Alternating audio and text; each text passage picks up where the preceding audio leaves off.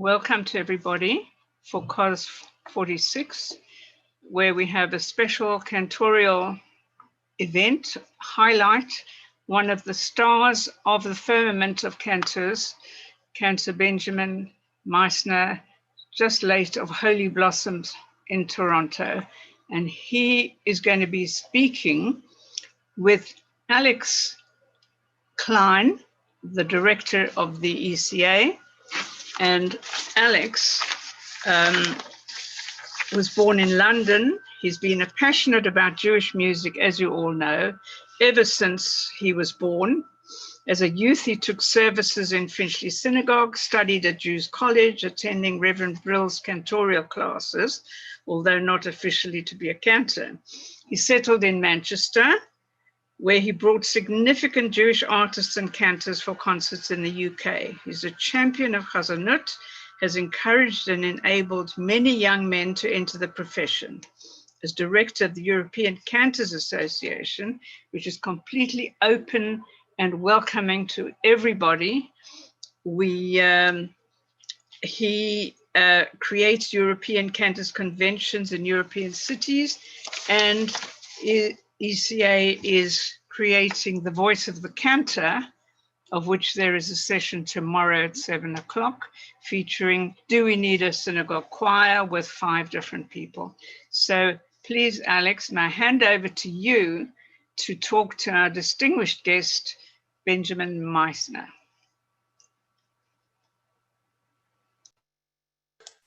Hi, thank you, Geraldine. Thank you for those kind words. And I'm absolutely privileged to speak to my dear, dear friend, Beny Maissner. I've admired Beny from afar for many, many, many years, heard him before he even knew me. I think the first time I actually heard him live was 1998 in Carnegie Hall at the Cantors Assembly convention. And that's where I also heard Louis Danto for the last time. Magnificent convention. Beny and I didn't know each other, but admiration I've always had, because he gives his 100% to his profession, to his friends, and to his family. So it is a privilege to know him. He's also joined us in our conventions, and he is very, very welcome, giving us talks and lectures and his words of wisdom from his experiences in the cantorate, which we are so grateful for. He's also offered to help us in the future, so there's no retirement for Beny Maissner. So we will keep you in plenty of work for now and for the future. What I would like to do is ask Beny, where were you born, and in your youth, what influenced you to take music up as a profession? This question needs a 2.5-hour session. But before I start, of course, everybody that knows me knows that I was born in Tel Aviv, 2 blocks from the beach of Gordon. But I must say, with all of you that are here, and I really saw a few, I better be careful what I'm saying, because my dear mentor and friend Eli Schleifer is here, and some of my colleagues are here, Mark Ligman. All I can say is, katonti mikol hachasadim. I'm humbled by the kindness and the attributes that people say about me. Yeah, I prepared an 86 PowerPoint slideshow, but will only touch a little bit because I'm preparing it for other situations. Being at home for the COVID for 1.5 years, I have now 7 or 8 PowerPoint lectures that I would love to be giving. Yeah, well, I was born in Tel Aviv, and to a modern Orthodox family, Shomrei Shabbat. Wait a minute, let me just share my screen so you can see what I'm talking about. Can everybody see that? I don't see you, but I see myself. Also, credit should be given to a very dear friend of mine who is here, who was responsible, or 2 of my friends, or more than 2 people that work for me voluntarily and lovingly, especially Shelley Miller, who has done all the artwork that you see, and some of the sounds are all now up in the cloud. And this hard drive has hundreds of discography, DVDs, and CDs. So at one point, 1958, when I was 14, until 2008, I collected the best of the things and the variety of things that I've been doing. I grew up, and this CD is of course available, but I grew up in a Shtib'l, a block and a half away from Ben-Gurion's home in Tel Aviv, Gerot Ben-Gurion. This is the Ark, which is now in the settlements. This is a list of the founders, and my father, Yitzhak Maissner, is right here. And this is the pulpit that I davened when I was 8 years old. This was in 1990 when I was teaching in Mishkenot Sha'ananim. The place was already condemned before they tore it down. It was a little shack, a little hut. And here I davened from when I was actually from birth, because my uncle, not the one that everybody knows, Israel Alter, but my mother's brother, David Brenner, was a Bal Tefillah second to none. In fact, he also organized the LACHAN, Agudat LACHAN, which this is the symbol of my chamber choir. So this is my Shtib'l. And from here, I reached out, and you'll hear in a minute, and I ended up at Kehillat HaKodesh, Pirchei Kodesh. Okay, so instead of me talking, you want to hear from the very beginning. Before I start this, Unger, Ravitz, Glanz, Alter, and Moshe Genshov, these five are my idols. To my 4th grade and 5th grade, I joined the Bilu school, which was the religious educational system, Friday and Shabbat morning, in that Bilu synagogue, which is still established and existing today. Ravitz taught me the basic of the first letter in the prayer book to the end of Ne'ilah. Just a basic chanting. He died when he was 106, and he conducted, in a minute you'll see.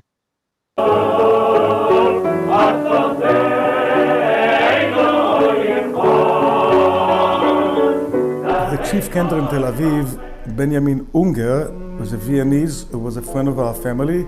I sang in his choir many years.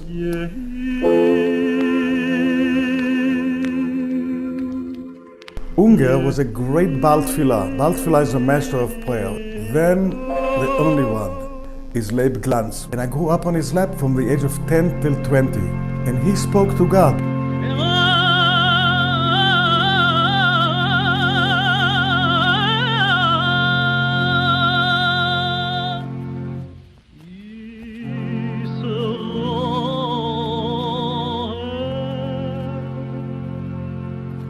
Because when he sang, he didn't only sing, he actually spoke. How do we open our mouth to you, the Almighty, in Slichot? Eich niftach peh. Most of the cantors will go, Eich niftach peh. No. I was 10 years old. There were 400 people in the synagogue and 5,000 people outside on the streets, with police on horses. The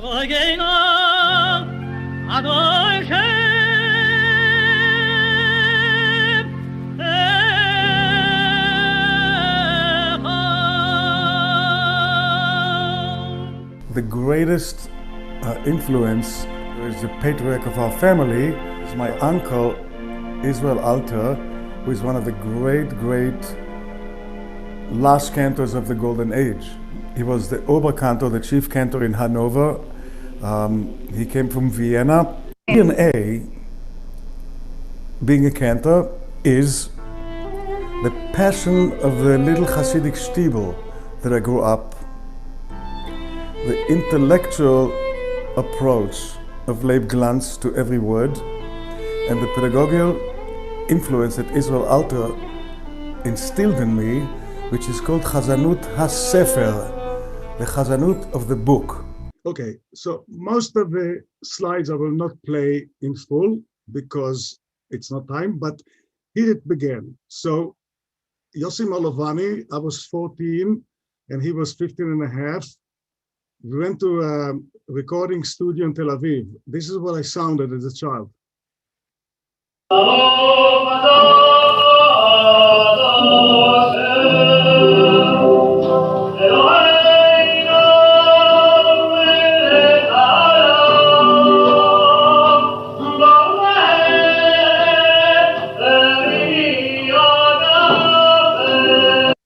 This piece you'll hear later with Yossi Malovany and myself singing.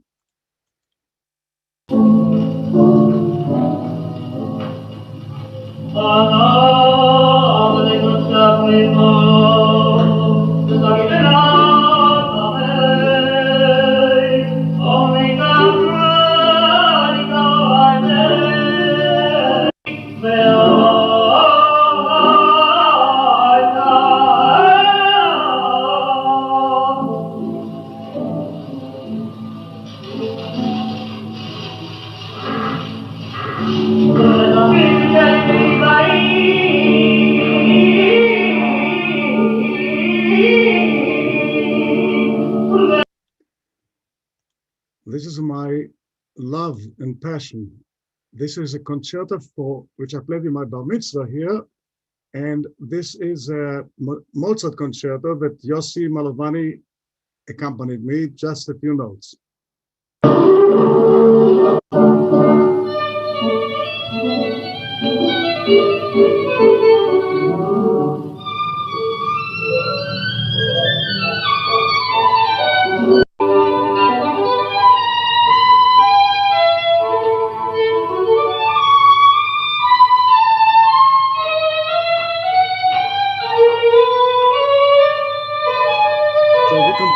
Because I want to go to today. I led services before my bar mitzvah, and Danny Kaye came once and heard me sing, and Richard Tucker came once and heard me sing, and Jan Pierce came once and heard me sing, because they were all friends of my uncle Israel Alto. So Richard Tucker says to me, when you grow up I want to hear a great tenor. Honest to God. I went to the band hotel. Actually, I was wounded in the arm. And so the journey begins. This is a synagogue bilu, Makelat bilu. We went on a Shabbat. This is me lighting the first Hanukkah candle on the terrace of the Mann Auditorium. It was my first public performance, and a child Chazan. I'm going to go quick through it so we can get to the real stuff. I led services before my bar mitzvah, and Danny Kaye came once and heard me sing, and Rich. Sorry.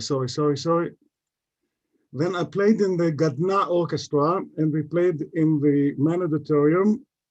Many years. I finished the army in 1965, and 2 weeks before I left for the United States to study the Hebrew in a college, I participate in 20 years, the end of the war, Milchama Achona, which are only resistant songs of undergrounds.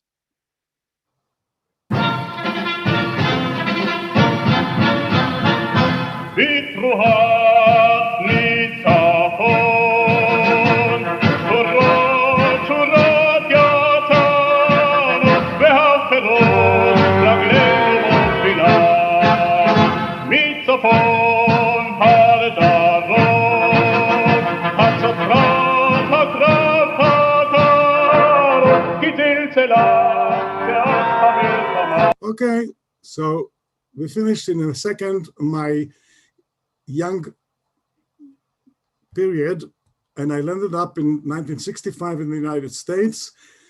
I finished school in 2.5 years, even though it was a 5-year school, and this is where I really became a cantor. In Philadelphia, Germantown Jewish Center, this Mr. Gamble was a Unitarian, not Jewish. He davened on the organ. He davened on the organ when I played, when I did Nusach, but he was a very contemporary composer. So here is just two small, incredible pieces of contemporary music.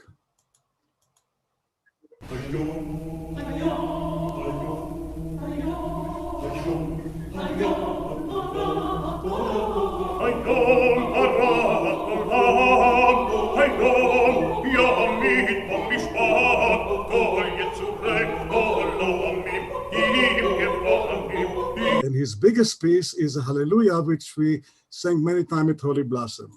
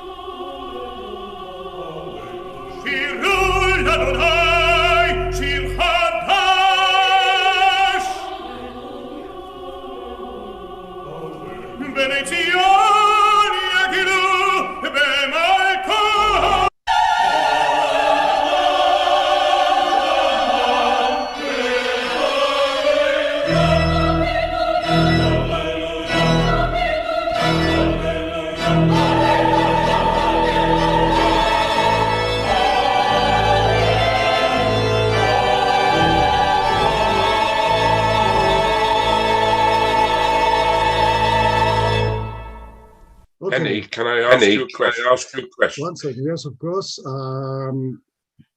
What from going up in a Shtib'l education and then going to something completely different, what made you change your direction and move into a congregation like you did in Philadelphia when you were brought up in the Shtib'l type setting from an Orthodox family?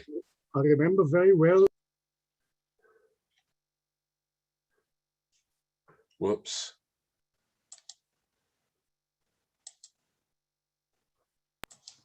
Can you hear me? Yeah. Okay. Moshe Genscher from Israel Alter. Of course, my uncle said in Yiddish, ich misch mich nicht rein. I don't interfere. And Moshe Genscher told me, and my friend Jackie Mendelson, and some of my Rabbi Kiva, my friends from those years, said that I really belong in a egalitarian, left-wing conservative traditional, which I didn't understand at the time because I came from Bnei Akiva. I established Ma'ale Gilboa, the kibbutz, when Bnei Akiva was normal, before Smotrich.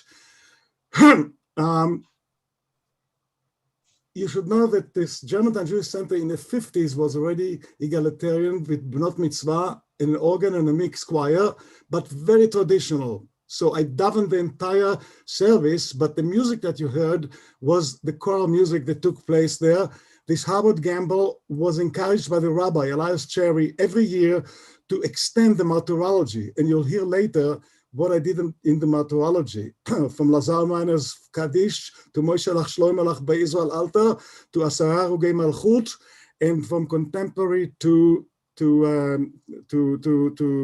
modern, to traditional, really heavy chazanut, which I will talk about when I get to Holy Blossom. But what made me switch is because the first 15 years of my career, my name was not Beny Maissner, it was Israel Alter's nephew. So everybody says, hi, Alter's nephew, because really he was my idol, between him and Glantz, there couldn't be better. And so between Binyamin Unger and Ravitz and Glantz and Alter and Genschow and the Conservatory in Tel Aviv, which I finished with violin, I wanted to make music. I wanted to play my fiddle in shul. I want to play my fiddle in shul. And at one point, I know he's here. Mary Simon, my friend, was the president of the ACC. So he said, Beny, there's a job for you up in Toronto, and time for it to go. Also, the rabbi there encouraged me because he said, Beny, that's a small congregation, you deserve better.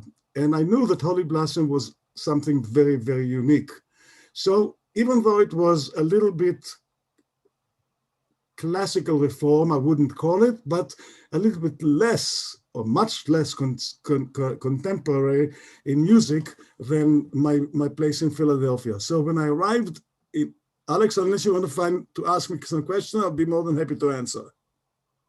Beny, I was just going to continue because of the musical differences that you had and then coming to Holy Blossom.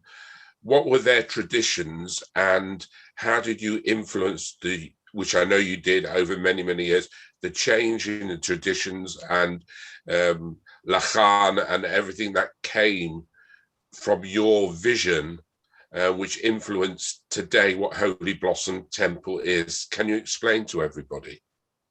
Yes, so when I came to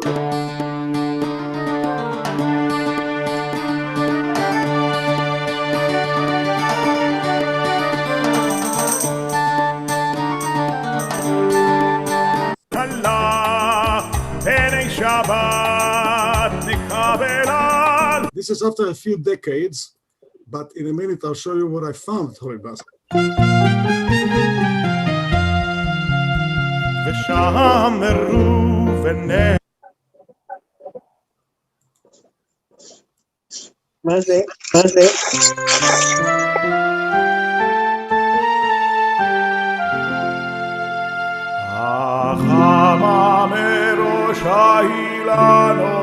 This is what I found at Holy Blossom in the early days.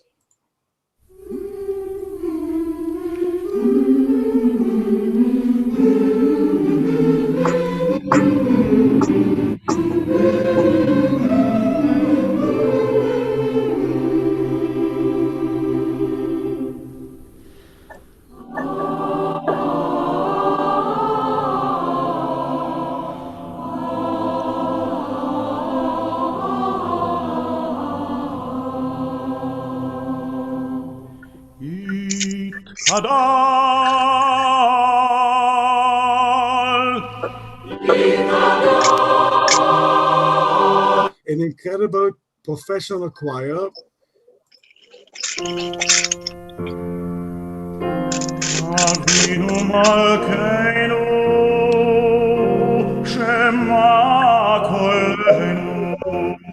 So the rabbi used to say the Reform synagogues are bespeeched, be sung, and be prayed.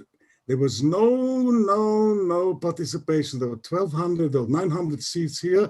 I was there, the rabbi was here, and this was the shulchan. Later on, we put down because the bima was up here.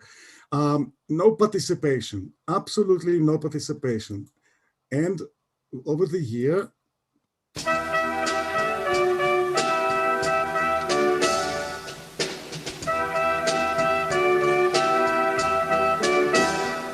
Shabbat Shalom!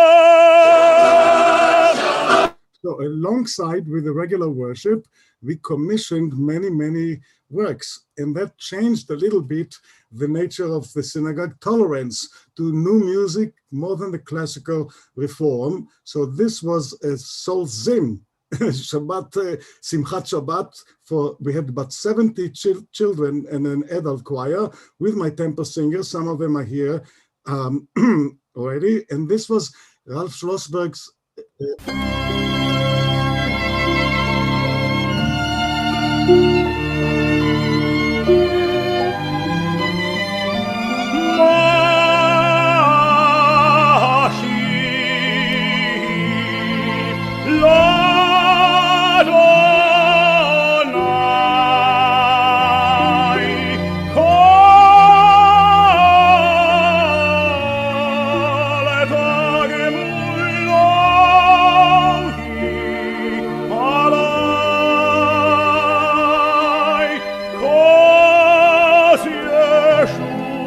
a very classical piece of music, but my vision was, and I must say that my library is supposed to be is going to be hosted at the Israel National Library, and between Dr. Gila Flam and Amalia Kedem, I was invited to be interviewed there, and she asked me what influenced me the most. So I talked about the mentors, but you know what influenced me for Shira B'Tzibur and for congregational participation? My Bnei Akiva, the davening, the simple nusach and manginot with the boys and the girls, no kol isha, everybody sang. So I knew that I have to do it. So at one point, my blessed Rabbi Splansky asked me, Beny, why don't you just use a piano, but why don't you do member of the congregation? So we started to bring in a Nagina band.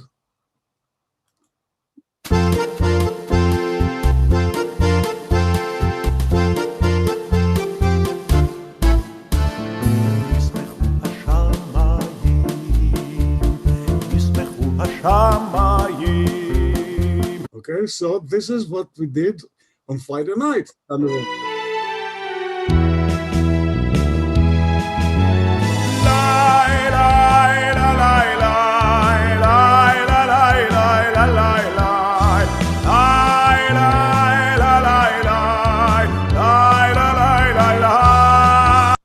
So, but in the sanctuary on Shabbat morning,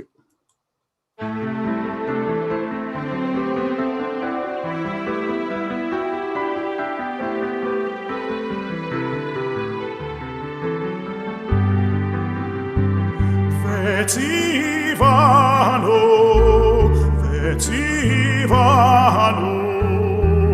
לעסוק בדברי תורה, וציוונו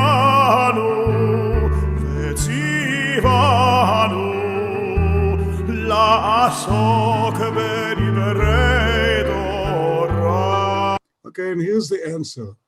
41 years of incredible period of my cantorial career at Holy Blossom. This is a long piece, but I will only do a few minutes. I had a very, wouldn't say difficult, but a very challenging time to succeed Shelley Merrill, because he's one of the great, cornerstones of our cantorial colleagues and cantorial bodies. He's now 95 and he still sings like a bird. The organist Howard Gamble not only wrote his own music and contemporary music, an unbelievable organist, but he took a lot of the nusach, the traditional chanting, from my uncle Israel Alter, from all the albums and the commissioned work that the Cantors Assembly commissioned my uncle to write, volumes from the daily service to the end of Ne'ilah. So he took many. For instance, what we sing here in Ne'ilah is precisely, exactly to the note of Israel Alter's Nusach, which is a traditional chant for Yom Kippur afternoon and Ne'ilah, but Howard Gamble arranged it for organ, choir, and cantor. Most of the music, the less sophisticated and the less contemporary and the less modern music that we did in Germantown, I felt this congregation wasn't ready for it yet. So we took most of the simple stuff, which later on, which is another chapter of my life, is when Yefim and Nadia Adler came into my life. Because Yefim then rearranged a lot of things which were arranged for choir, very complicated choral material in my former congregation. And I today don't understand how people had the patience to sit through these 18-minute big compositions like Unetanet Tokef and Rosh Hashanah. I have it on tapes because I recorded it in those days. Okay, so this is as much as what I bought to Holy Blossom. To begin with, I was confronted with very traditional classical reform, even though it was not classical reform as the United States, because Ben Steinberg was the music director there, and Jack Barkin was a cantor before Shelley Merrill. And when I came, it was the second year that they switched from the Union Prayer Book, which didn't have a name rabbi or cantor, there was a minister and choir.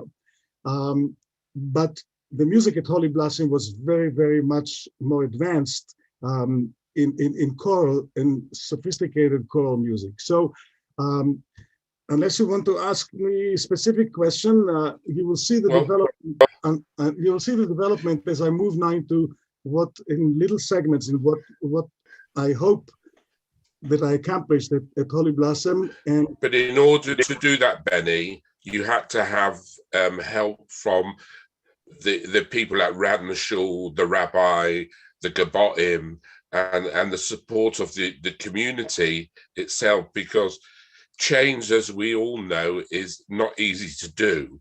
So over that period of time, to change somebody's tradition and put your own influence on it, that's a powerful thing to do. So how did you manage to accomplish that, and why did you want to do that?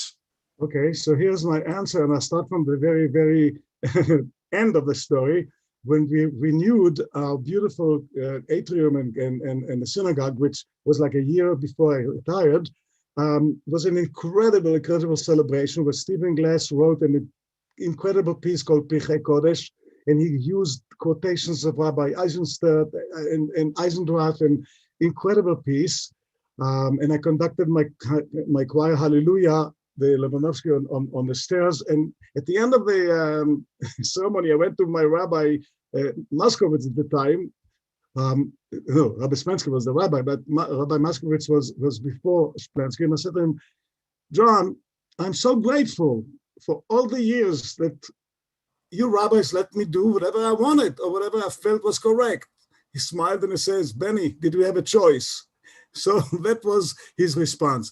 And another dear friend of mine, also a mentor when it comes to the conducting skills, is David Tillman, which we were together in Philadelphia many years together, and he really inspired me to get into the conducting, even though I studied conducting in Temple University with Robert Page, who was one of the great conductors of Philadelphia Temple University choir activities, and then the Cleveland Orchestra choir conductor. He said, Beny, the way you change the congregation, you plant receptors in the congregation and you make them trust. So happens that I started, and you'll see in a minute, when I started, I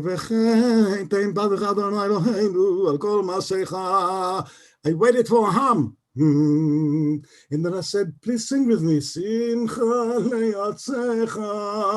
And later on, in Mincha, at Holy Blossom, we had, I used to say, to be or not to be, we used to have Le'el Din. So I took a secunda melody,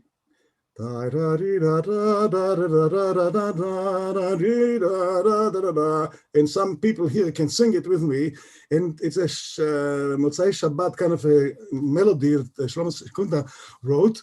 And levoche levavo beyom din legol yamu kode badin major and then I going levoche levavo beyom din legol yamu kode badin in traditional nusach, which I bought from the Shtib'l. And so over the years, is this what happened?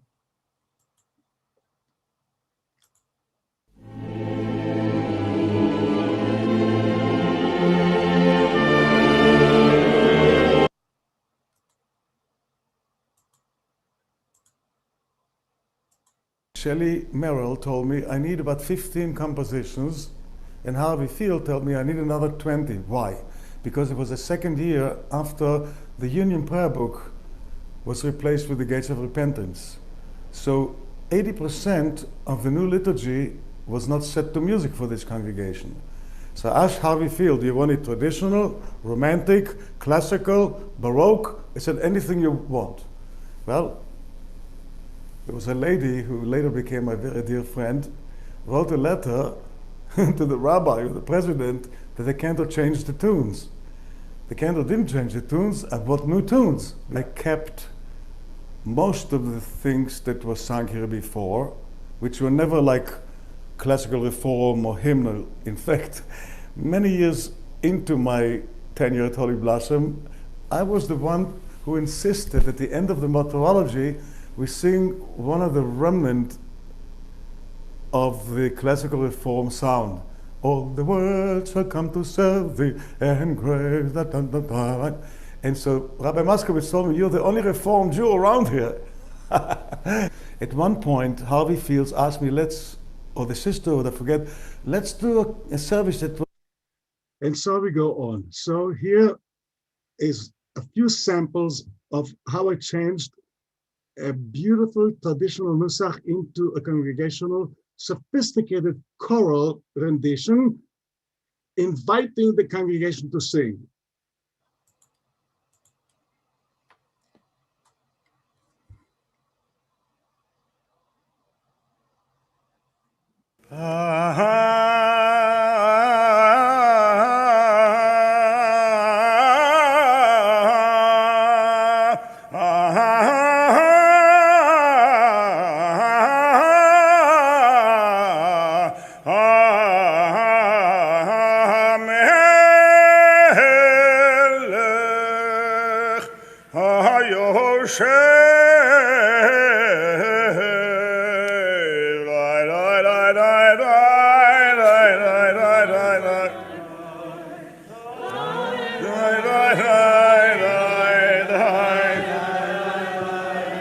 יושב על כיסא רם ונישא,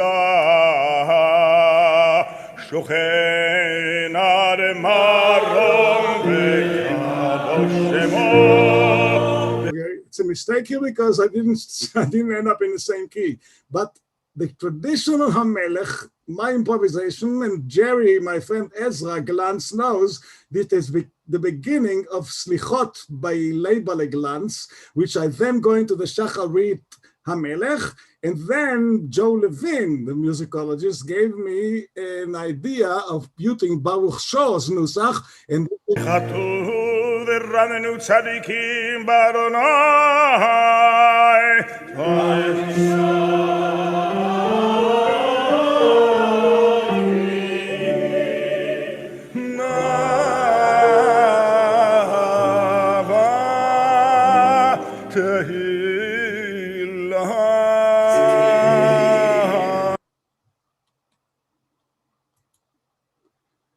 Of course, I'm skipping it. We had different things from Yom Kippur in the afternoon, by the way, from 3:30 until 7:30 or 7:38, and sometimes after shofar blowing. We did Mincha, Avoda, Ele Eskera, Isko, and Ne'ilah in one shot. 4 hours where I had a combined choir of my professional choir and the better or the more musical people from the temple singers. So I'm skipping it, but in the middle of martyrology,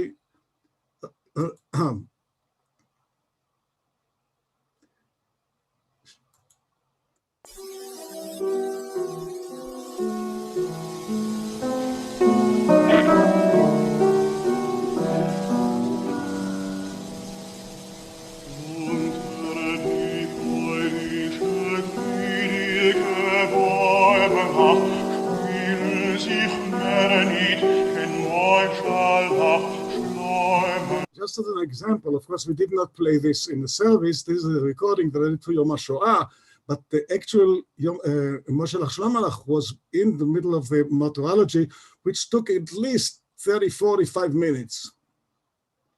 Now listen to this. This is what you want me to speak about. The passive nature of the congregants to sit and listen to the cantor sing and the choir perform and the rabbi preach. I felt that it puts a barrier between me and the congregation. And slowly, we started to encourage the people to sing more and to trust what I was trying to do musically.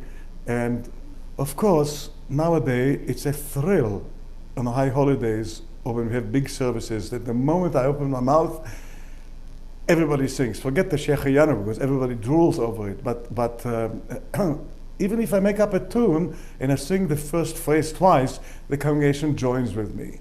And that was not so easy at the early days. I believe that even if I'll do something new, if there's a phrase in the middle of the music that I think the congregation could catch on to, I will stop and I will ask the people to repeat the phrase with me, because it's not really a performance.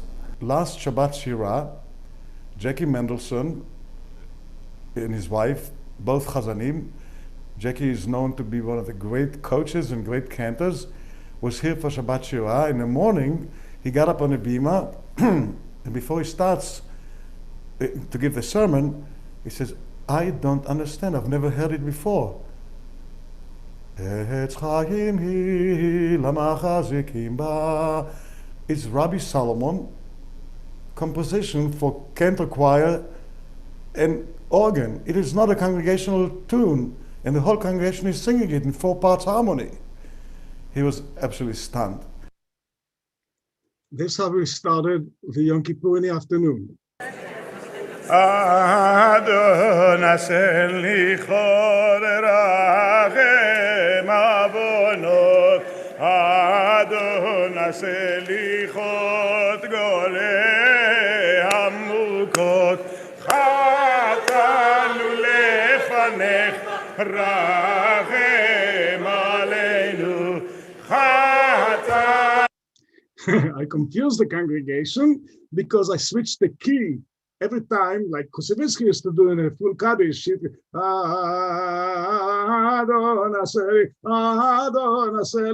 so on and so forth.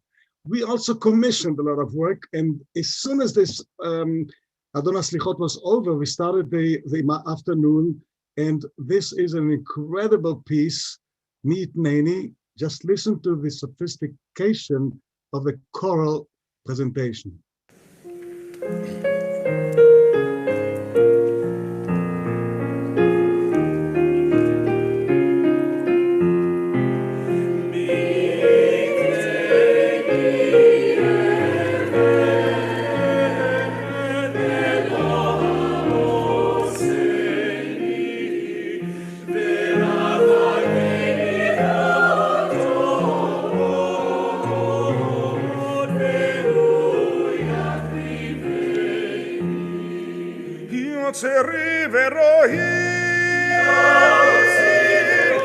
יוצרי ורוחי בנפשי בגבי כהנית בהנתה לרהי ומחשבותי ראית אורחי ורי והיא וכל רחי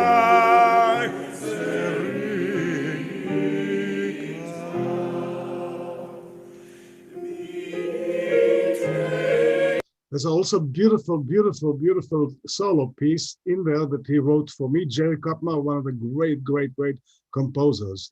I also had a little bit to do with composing, and before, he is also one of my philosophical little... It's a very good question if I'm praying while I'm leading music.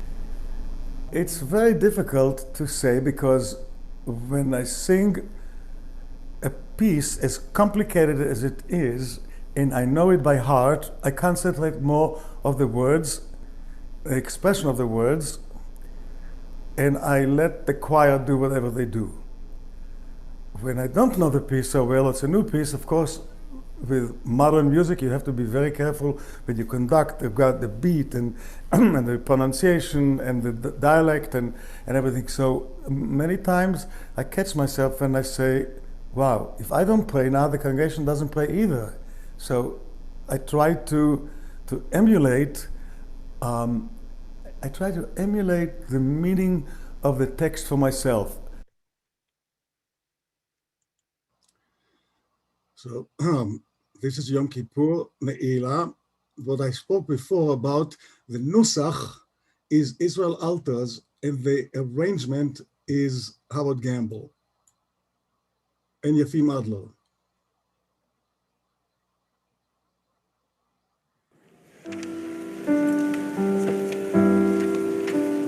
י' כ' יתגדל ויתקדש שמי רבה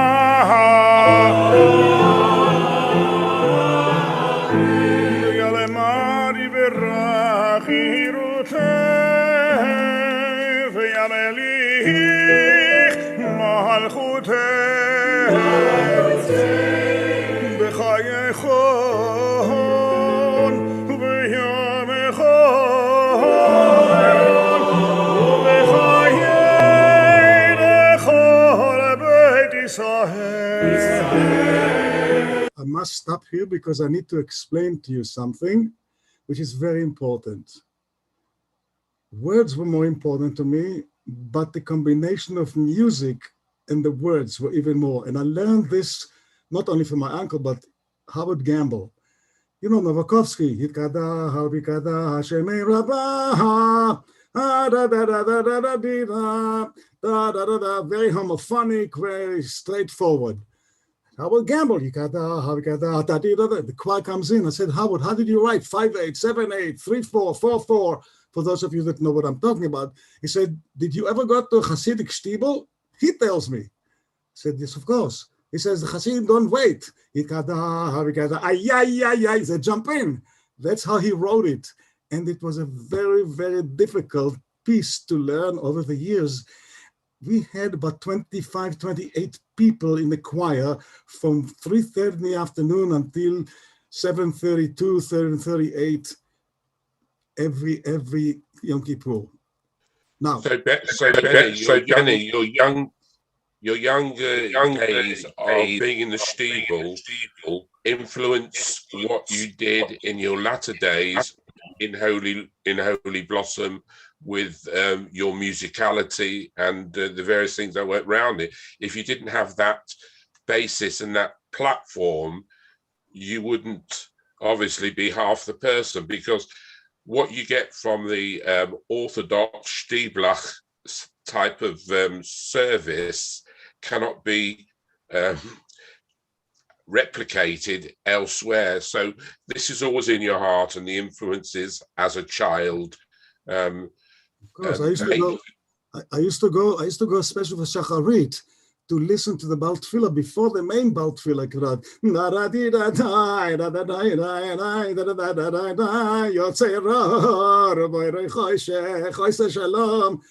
Not bad for a Reform cantor, but in any case, yes, the influence of the classical Unger, the ingenious spoken to God Glantz, and Israel Alter, the pedagogue, and Moshe Genshov, the incredible creator, and my Bnei Akiva community singing, all of it was connected to the Shtib'l. But I want to share with you with some. Can I take you away from what we're doing because of the time factor? Because I would love you to tell people about the Hanover connection and the influences, and about being given the cross of merit, which is a tremendous achievement for a Jew, to receive in Germany. And I think people would be very, very interested, and maybe take a little time out of the music side and maybe personalize it a bit more and talk about this part of your life, which I think is extremely important and people don't know about. Absolutely, but just give me about 7 minutes at the very end, because I will skip now the Shirat Ahava, which I wrote in 1972 in Tel Aviv on the beach, and it's a poem by Zeitlin, which is the legend that he was taken on a train to Buchenwald, to one of the congregations. It's an incredible piece of music, but I will jump to the to some other thing about my passion for teaching, bar mitzvah, my musical concert series, which have a lot of things to do, and my Shtetl to Broadway. I'm a Japanese choir, sing with them. Anyway, KROITZ choir, Dresden Symphony, ELIJA Mendelshon, and salute to Shlomo Ravitch, these are things that I did outside, which I would love to go back to it. But here's the my LACHAN thing is also a very important chapter, but I will do the This is Passion for God. Like this picture is in Hanover when we came one time, but I'm going to go to something else here. The German connection. Okay. This is something else that I just joined a klezmer group. But here the Hanover connection. So before I do, I just want to share with you how it started.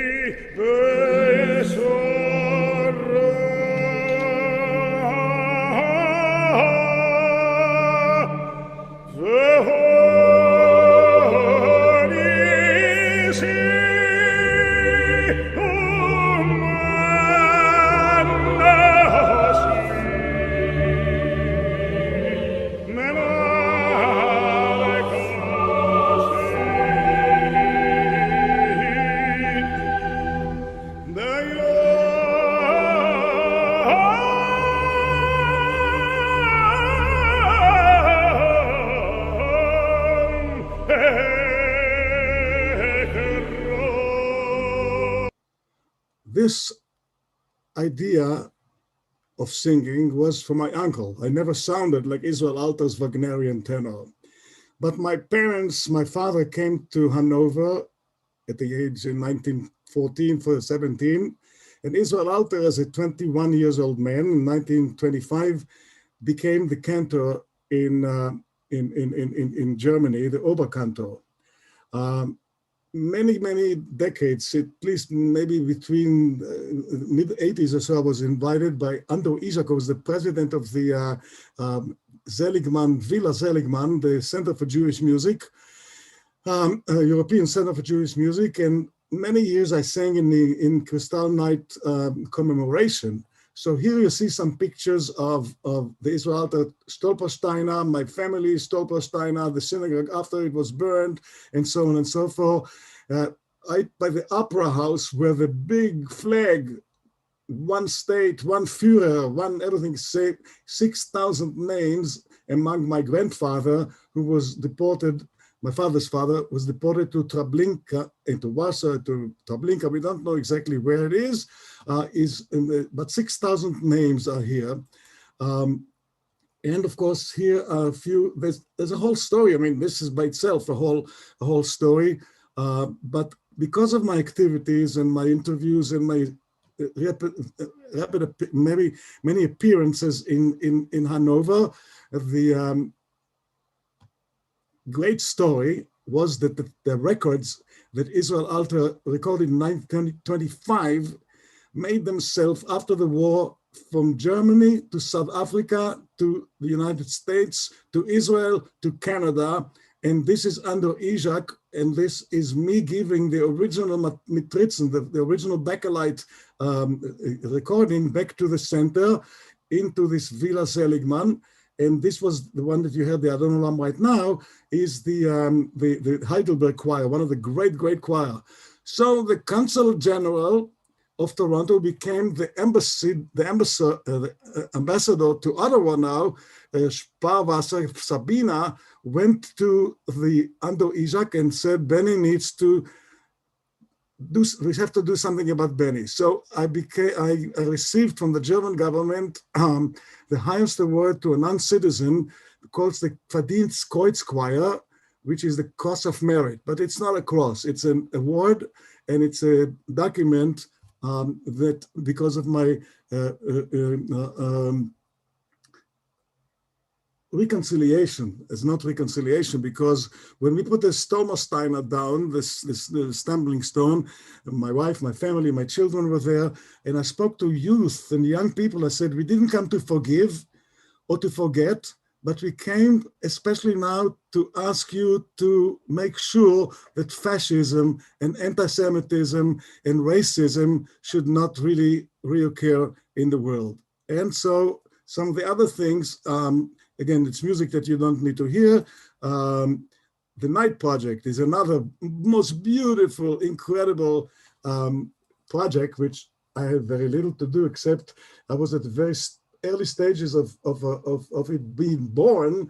The idea of Jerry Glanz's, my youth, childhood friend, who we lived 2 blocks away from each other, and his father was Leberle, came to my bar mitzvah. So one time, Jerry told me, it's a long story, but he told me, I want and see and feel and must have my father's music taken out of the religious liturgical framework and have it to the world. So the Night Project is a combination of incredible 20 compositions of Leib Glanz, rearranged, recomposed, recreated by Chazan Joseph Ness, and big orchestra and choir of 100 people. And of course, the main soloist was Danny Matlu from Central Synagogue in New York, and Arkady Feldman from Kaliningrad. We had a couple of they had a couple of performances in Kaliningrad, in Hanover, which Alex Klein was very instrumental of making it happen the day after the convention added up. So I will not go into it. There's an interview which you don't need to hear now because I want to finish. It's already 1 o'clock, but this is an interview.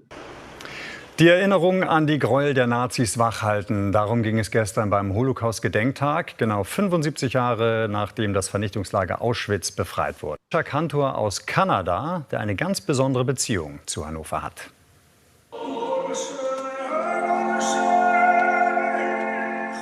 Für Benjamin Maissner ist es ein sehr besonderer Abend. Der Cantor aus It's not important, really. Danny Mutlu is second to none. I had a very small little place there, which I was very proud of because of my connection with Hanover.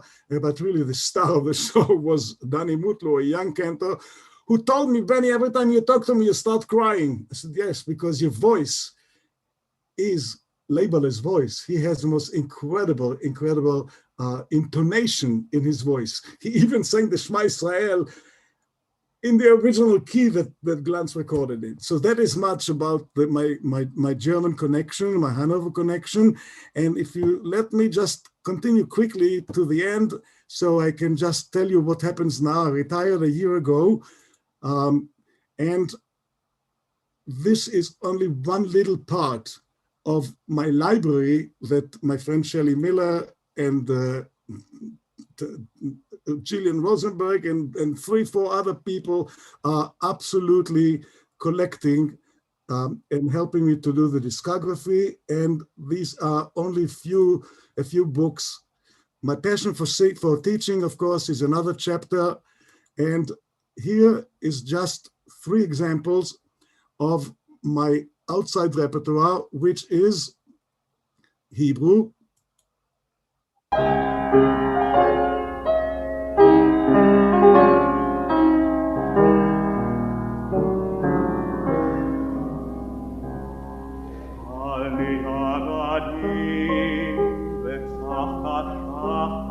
piece by Engel,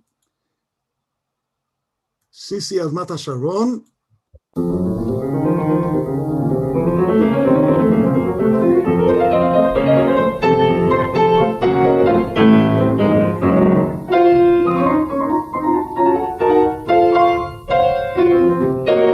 Sisi Admat Sharon, no mighty fair. Okay, and here is a Ladino song.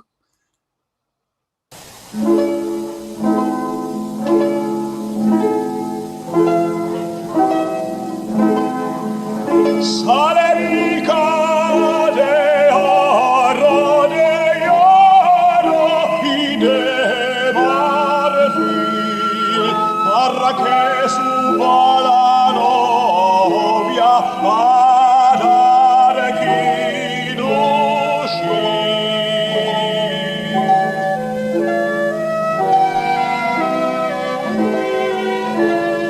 And of course, the Yiddish, which I just recorded for the Journal of Synagogue Music. Oh, sorry. Beny, where?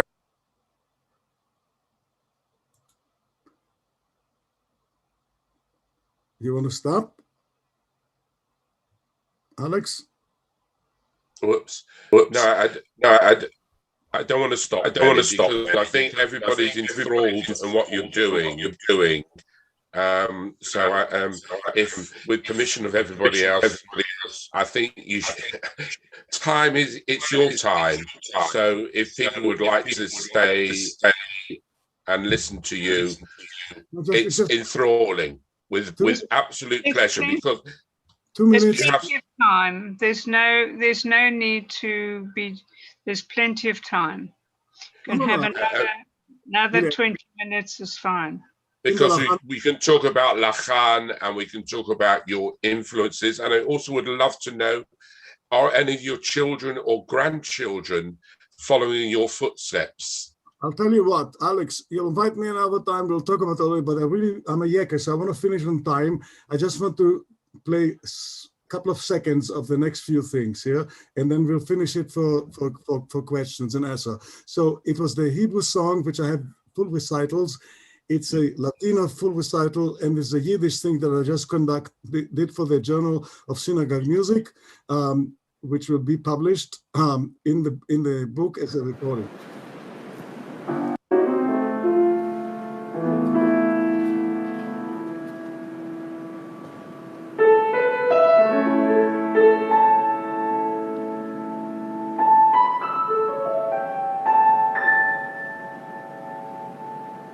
Guten Morgen, die Rebäume של עולם. Ich lebe Yitzchok ben Sore, Mibardichev. And for the conclusion, I must tell you only one thing, that Israel Alter and also Lazar Weiner taught me and coached me to do this Din Torah with God as an assertive, as a challenge, as a,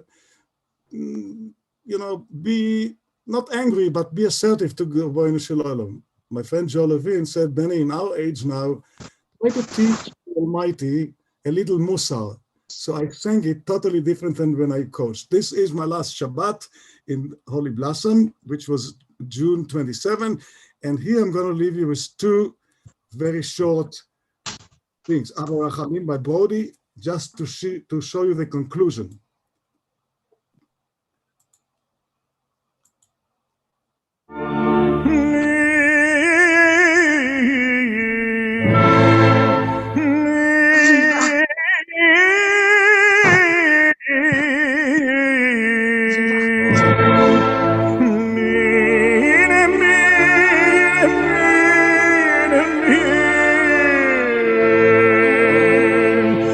השעות הרעות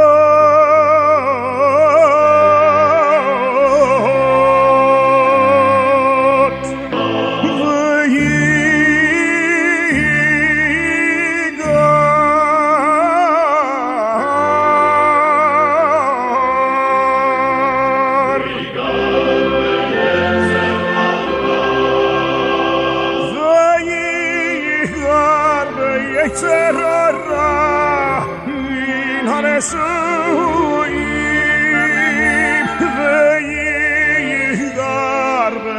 יצררה מן הנשואים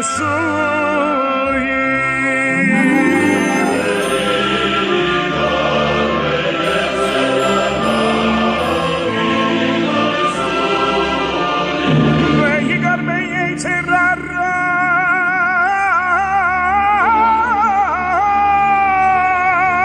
מן הנשואים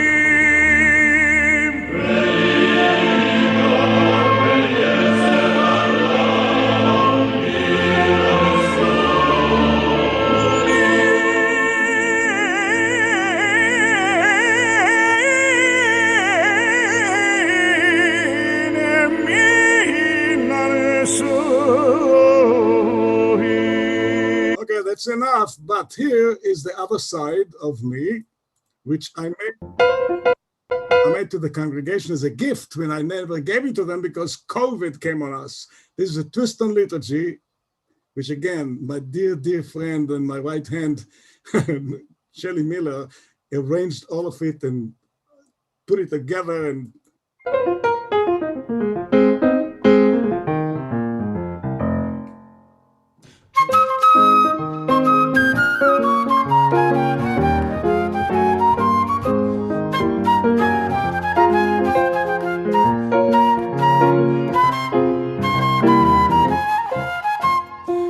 אדון עולם אשר מלך, לי לי לי לי לי לי לי לי לי, טרם כל יציר נברא, לי לי לי לי לי לי לי לי, לעת נשא בחפצו כל, לי לי לי לי לי לי לי לי, אז המלך שמו נקרא, לי לי לי לי לי לי. High Holiday, Shabbat and Festival. I'm stopping to share my screen. Stop sharing my screen. And here we are. You can ask all the question. Well, I'm going to unmute myself and thank you very much for this wonderful insight. It's just a fraction. I know you, Beny, and I'm glad you only spoke a fraction because I've booked you already for the next ECA convention where you're going to do a couple of sessions and you're going to talk about things that we've missed here. So if people would like to come and hear you and hear you lecture and tell your story, they should book to our next ECA convention, which hopefully will be next year in Budapest. So that's a little plug for that, which has already been booked. So I'm inviting you publicly in front of everybody, and please God that we should be for many, many years associated with each other and to come to many conventions, whether it's CA conventions or ECA conventions or concerts. And I'm so honored and humbled to be your friend. You know, it's really, really humbled me. I know I get as tearful as you do when I talk to you because we're on the same page. So thank you very much. We'll go to questions. So before you ask your questions, let me just say that I am so honored, not only by you, but Geraldine, by all the conventions that I participated with you since we knew each other. You told me you know me from way back, but all my friends here, which I see and I don't know, some of them are just the names. Thank you for coming. As I said to you, I'm humbled, but my Rabbi Marma used to tell me, don't make yourself so small, you're not so big. So before you finish, I've just noticed that we have David Prager here, and I would like to publicly wish David and Jill a hearty mazel tov for becoming grandparents today for a lovely baby boy for their second daughter. So mazel tov, David. Thank you very much. 6:15. That would be correct. Sorry, Beny. thank you. Yeah, this has been a magnificent presentation.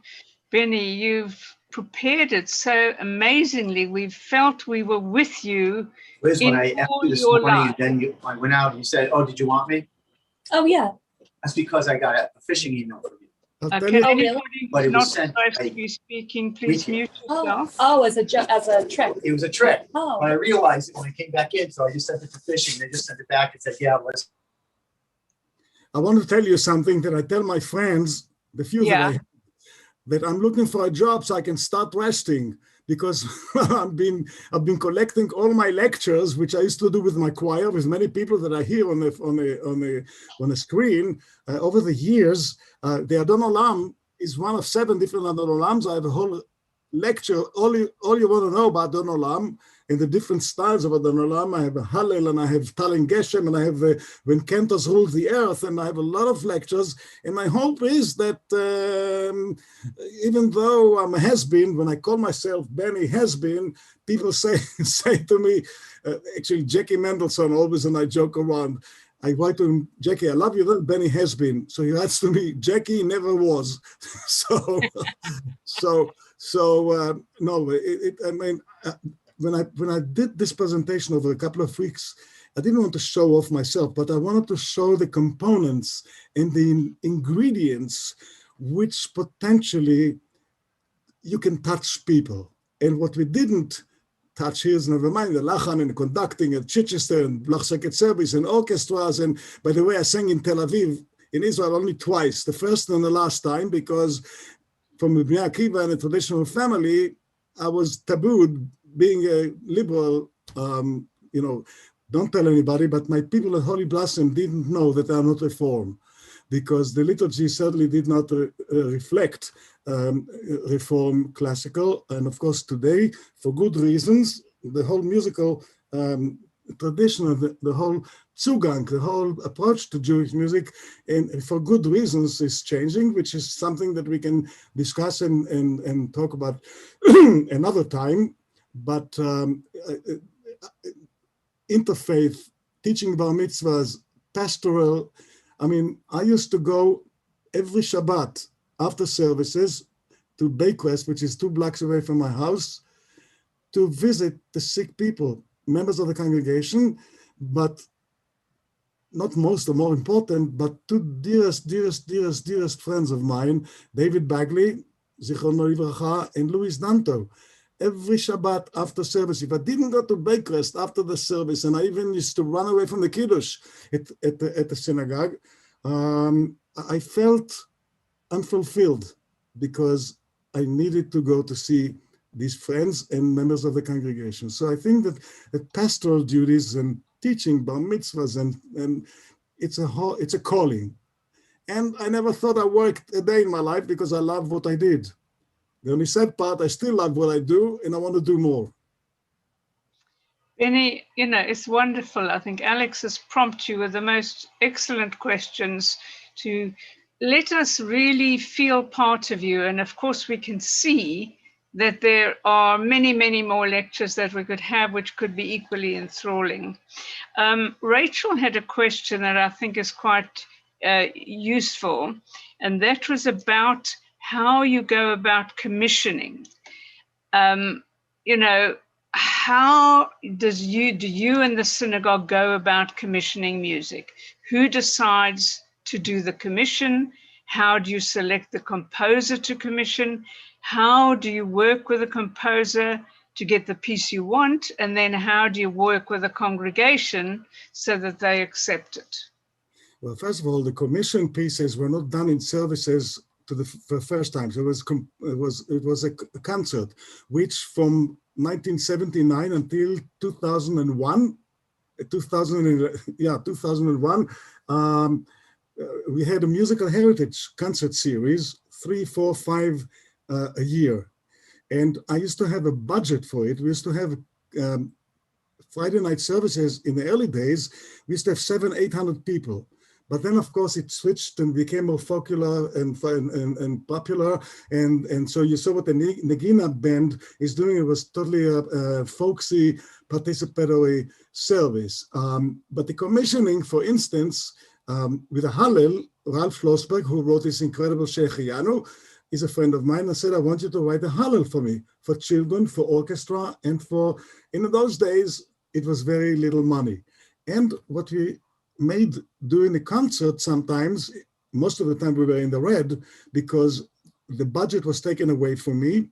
The budget for the choir and the musical activities a year, not the concert series, was close to $100,000 at a time.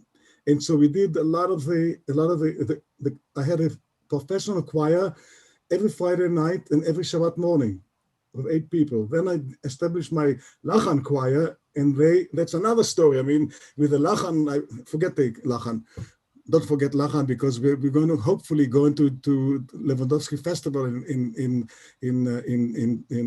December, and we sang in Ottawa, we sang in Berlin, we sang in Hanover, we sang in China, and we sang in Bulgaria. But back to the commissioning, I asked Mary Finkelstein, please write for me a Meshaberach, and I wanted to be singable, and in the middle a little bit sophisticated. And my Rabbi Spansky has good taste. And I let her hear this. And she said, Beny, the middle part is like a performance. So I said, fine, I'll do something else. And so we used the beautiful, and in the middle, I improvised. And so on and so forth. So Jerry Kopmar knew exactly my voice and knew exactly what I want him to write for the beginning of Ne'ilah. And so he wrote it for my voice at the time. And I must say it was in G minor, and I never transposed it. It was, even today I can sing it in that key, thank God. And the Simchat Shabbat was a SULZER, bim bam, bim bam, bim bam, but he wrote it for a full orchestra and children and adult and a choir, and we did it on a Friday night service. Yam bim bim bam, yam bim bim bam. I have a recording, of course I didn't play it here. And so it cost money. Some composers get more. In my honor, I must say that a good number of my colleagues, close colleagues, paid a lot of money to Jonathan Commissar to write a piece, which was not performed because of COVID, and it's going to be performed, please God, when we come back, if they let me back into the synagogue. I'm joking. So that's about the composition. But of course, I didn't mention that's one of my next lectures, the Canadian composers, because we live above the border.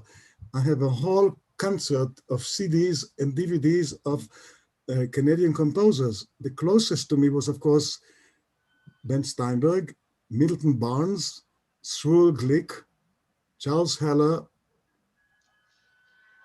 incredible composer. Sewell Glick wrote an incredible Haggadah, which we used to do with a string quartet and choir. We did Abraham Kaplan's Glorious, which was done at NBC during the 90s or 80s when David Lefkowitz was the cantor at the Park Avenue Synagogue. And we had for the first time on a Friday night after the service, a ballet group interpreting this incredible rhythmic, multi-rhythmic composition by Abraham Kaplan. Can I ask you a question, Beny?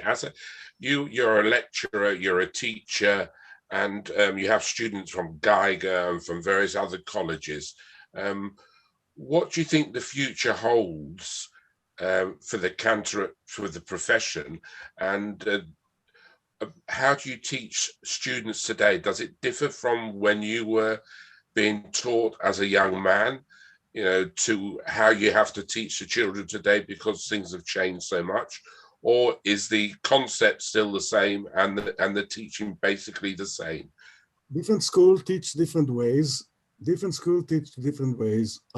When I came to Hebrew College, my uncle said to me, you have to erase anything you know, because I knew from childhood, from the Shtib'l, the whole Nusach, from weekday to Ne'ilah. And I sat every night for hours and hours to study note by note the Kachko. I didn't study the Alter because Alter didn't write it. I was there when he was writing it, and he asked me questions of how to do modulation from one key to another.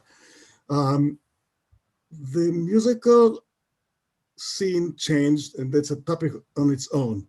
But whatever it changes, I still maintain that a chazan my brother-in-law is a civilian engineer, finished the Technion, and all our life told me I didn't use out in the field an eighth of what I learned in the Technion. That doesn't mean you don't have to study Nusach. You have to have Nusach as the backbones. That's why I told you, Alex, with all due respect and humility that I'm here, that I would love to be once on the Voice of the Cantors discussing this thing, because I think that the tzimtzum, even a chatima, even a smidget of must be. And I hate to tell you that many synagogues that I Zoom, I don't drive on Shabbat anymore since I retired, but when I Zoomed, very few, especially in Reform, and conservative still, but especially with Reform, I don't know if it's the rabbis or if it's the approach of it, very little of, and I'm not talking about krächzing and crying and the East European things which really doesn't belong in the younger generation, but the essence. I mean, one of the things that I taught with my cantorial soloist Lindy, dear friend and great student, and she's still at Holy Blossom, we taught lay people to daven weekday. And so when I did Ya'aleh V'Yavor, I did a very, very simple one.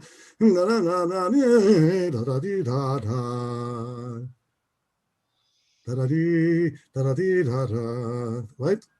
They couldn't figure out between da-da-da or amen. They couldn't figure out between the high holiday, amen, and the Shalosh Regalim, amen. Teaching the tzimtzum is very important. Now, there's a philosophy of teaching Chazanut through phrases and modality. I studied note by note the Kachko, but you know how to improvise on Kachko or any other, Noach Shor or anybody else. You need to know or to teach the student the basic, the blueprint of Nusach, and then teach the individual, according to the vocal and the musical ability, how to apply his own individuality to the Nusach. Even in my days in Philadelphia or in Holy Blossom, I never sang a 7-minute recitative. It was a smidget, it was a hint. And more to say. But I enjoy teaching at Geiger. I was there for 2.5 weeks, 2 years ago, to do master classes and prepare the students for a concert of the high holiday music. And this last January, of course, I did the same thing, but on Zoom. So I prepared the Shalosh Regalim, and now I have 2 students for each semester to teach weekly. I would love to do more, but there are many more important people who get to teach, and the younger generation, thank God, is very talented, even in the skills of Nusach. Thank you very much, Beny, for the wonderful answer. And in series 2 of The Voice of the Cantor, you are definitely going to be one of our panelists, and you can talk about what you would want to talk about, the Nusach and the understanding. So we're already working on a second series. So please, God, publicly, I'm inviting you.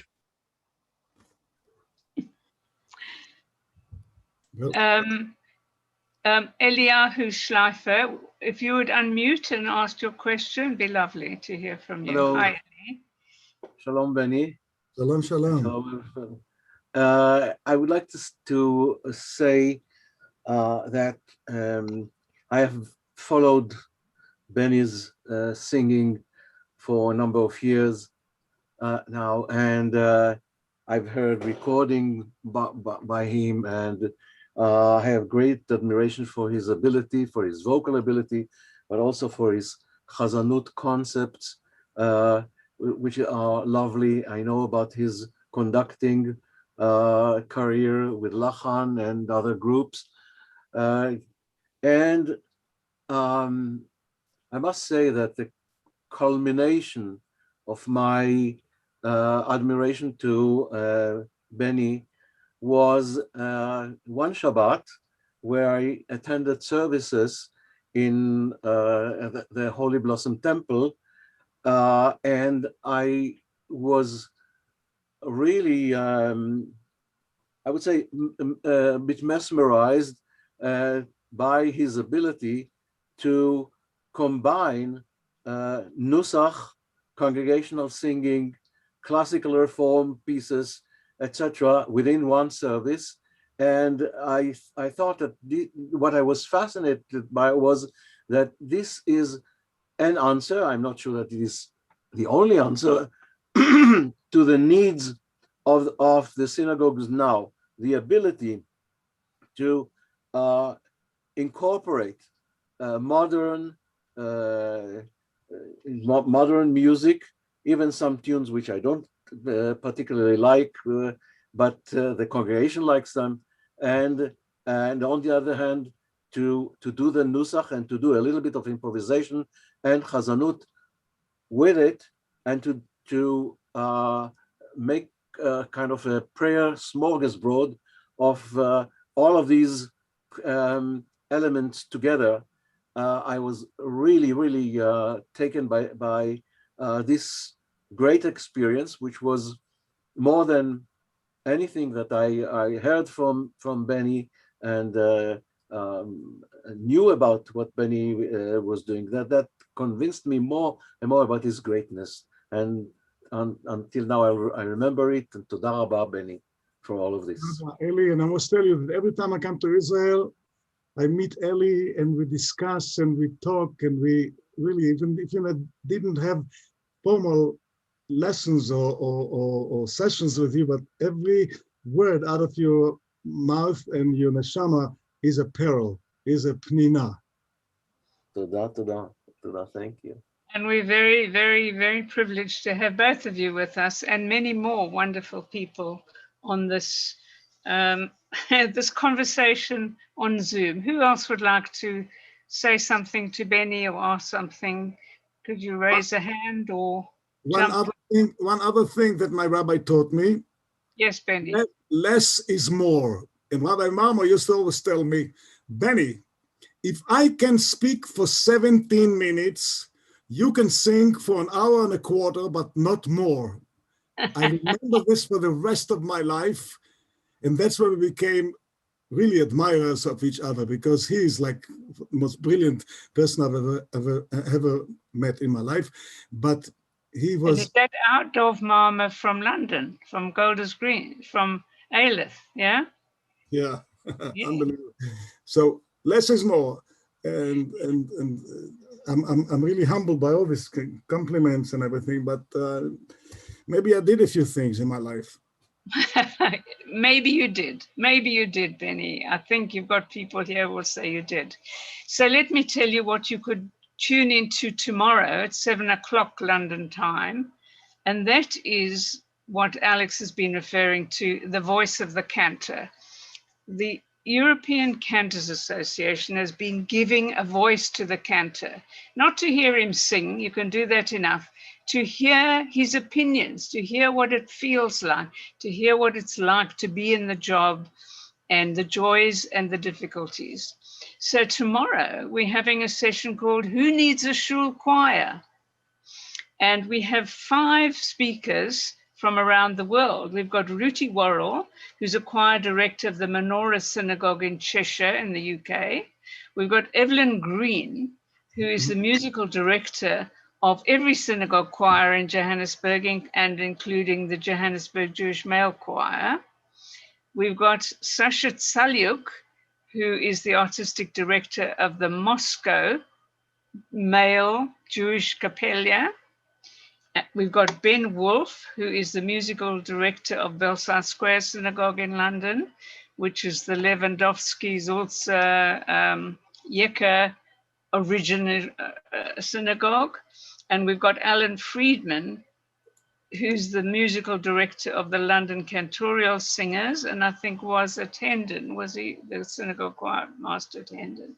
So basically, they are going to tell us what they think a choir brings to us to the service, and you're welcome to tell us what you think it brings to the service, or takes away from the service. So do join us. If you go to the European Cantors Association website, there'll be a link to how to register. And that website is www.cantors.eu. Cantors.eu.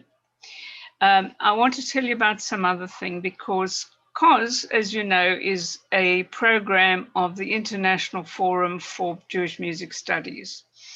And we're also trying to bring other organizations who deal with Jewish music studies together. So not just individuals, but groups. And next Monday at 5 o'clock, we're having 6 groups who'll be talking to us, maybe even 7.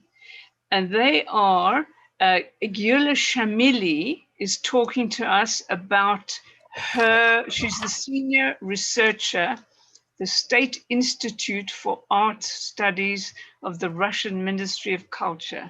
So she's joining us from Moscow, and she's just recently run a wonderful conference called Migration and Transformation in Jewish Music, which of course is our big theme for the 3-year project.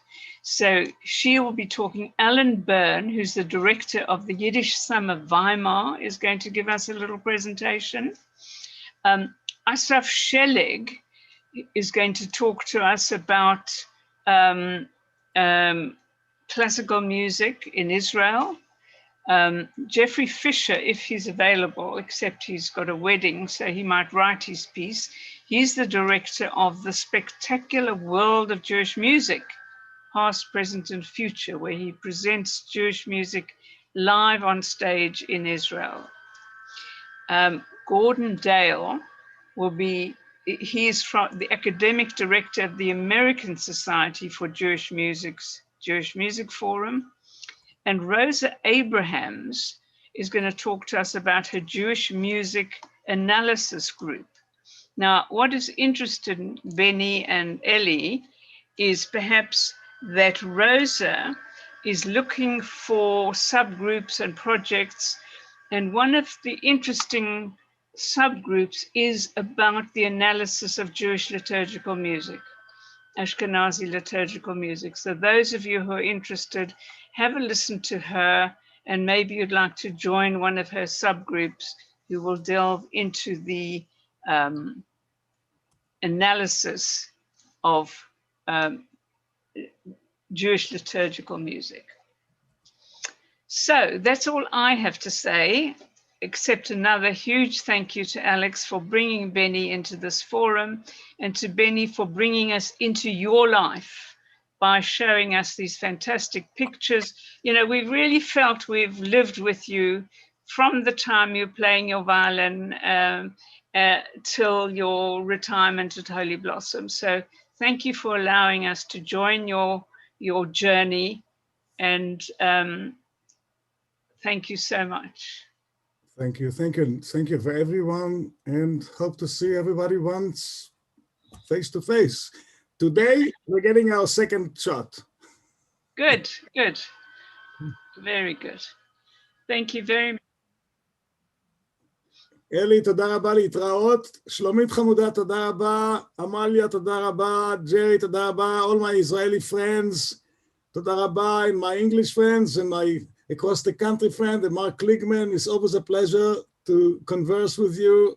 And Laurie, I'd like to see you one time. Roy Black also at one time, not only on the picture. There he is. Alex, I love you. Thank you so much. Really, you made my day. You made my week. All the best. Geraldine, thank you so much. It's my pleasure. It's our pleasure. We're all of our pleasure. Thank you. Thank you, Beny.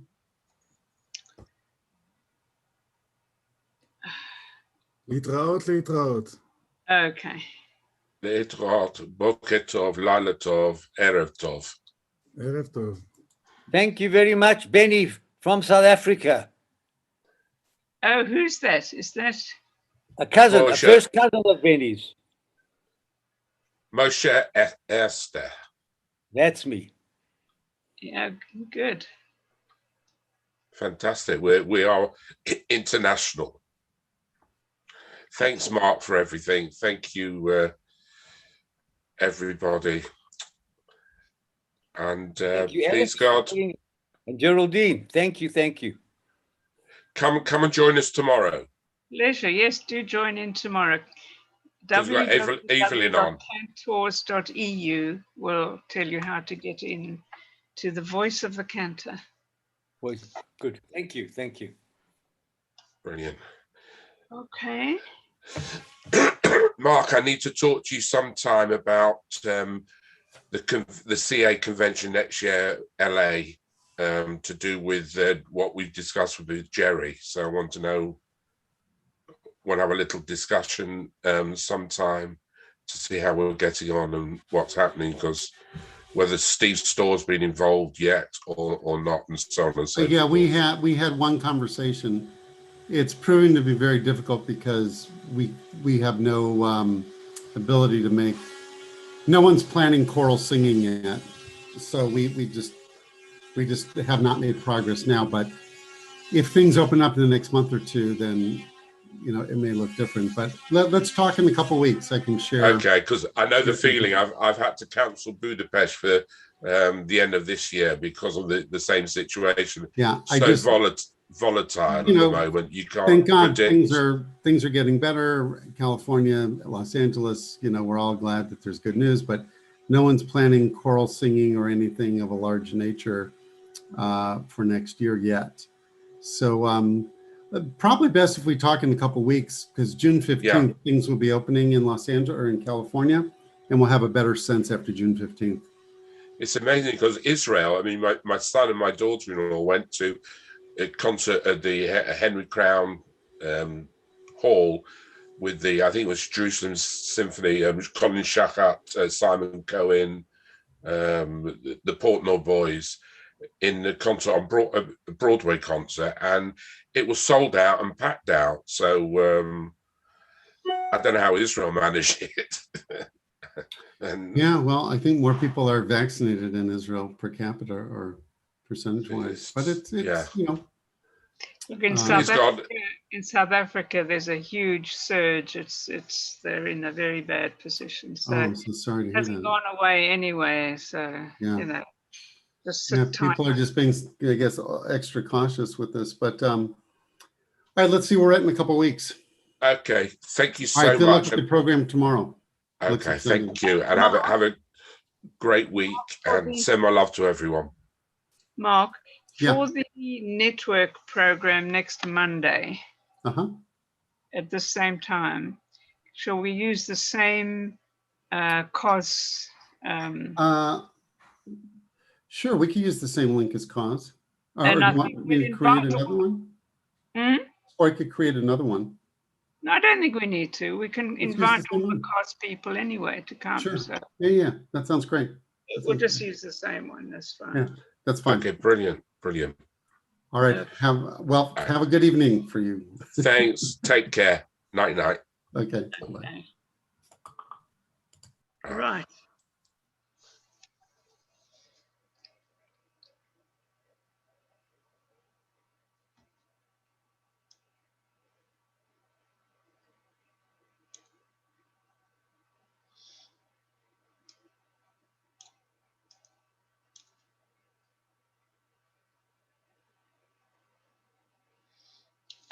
Amalia, are you there?